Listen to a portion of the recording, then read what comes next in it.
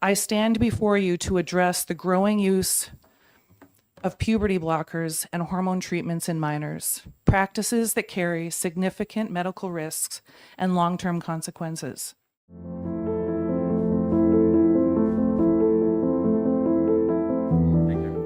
I strongly advise opposing this this bill because, like, I was once very suicidal, and that's mainly because I had a bad therapist and couldn't get the help I get. Because somebody mentioned, oh, well, you know, would you rather have a son that's alive or a daughter that's alive or as the case may be, or a son or daughter that's dead? I'm not even asking myself that question. But also,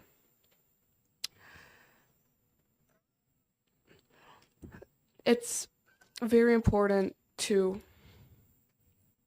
support young kids instead of take away. And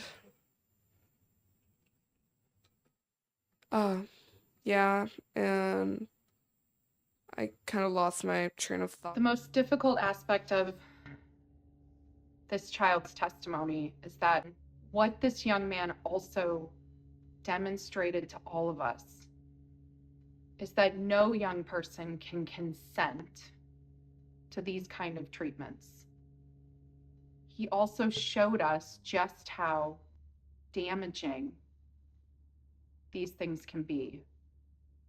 I had serious concerns about his ability to consent, about his understanding about what he had even been signed up for. I would like cross-dress in this Little Orphan Annie costume when I was about like, I don't know, 3 years old. I remember it vaguely, and I would wear this fairy costume constantly when I was like 4 after going trick-or-treating. And the way that people actually diagnose this is based on written criteria. That criteria includes things like a strong desire to be of the other gender or insist that one is the other gender. Most gays and lesbians do this in childhood. It was really difficult to watch that young man give testimony because it reminded me of me in some ways. When I was a teenager, I was medicalized. I started taking estrogen at 18, and I had irreversible surgery at 19. There are opportunities that I could have had for a family, for more meaningful relationships, if I hadn't been taken down this road of pretending to be the opposite sex.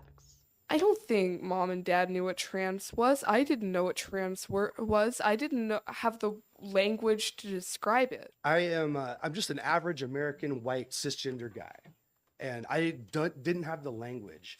Before, I had children that taught me the language. How old were you when you started the actual therapy, the blocker?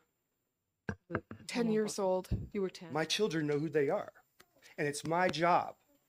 It's my job to follow their lead and help them navigate this minefield.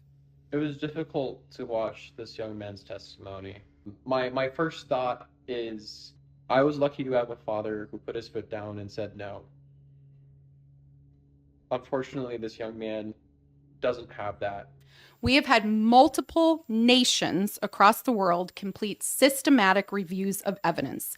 Finland, Sweden, the UK. The UK's systematic review of evidence took 4 years.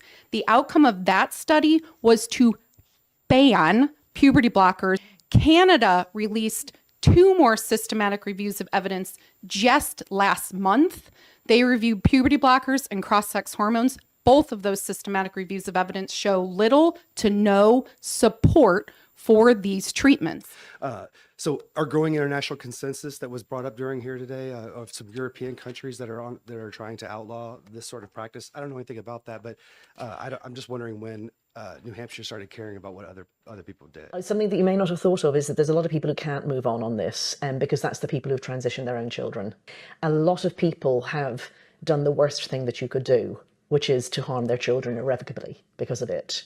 Those people will have to believe that they did the right thing for the rest of their lives, for their own sanity and for their own self-respect.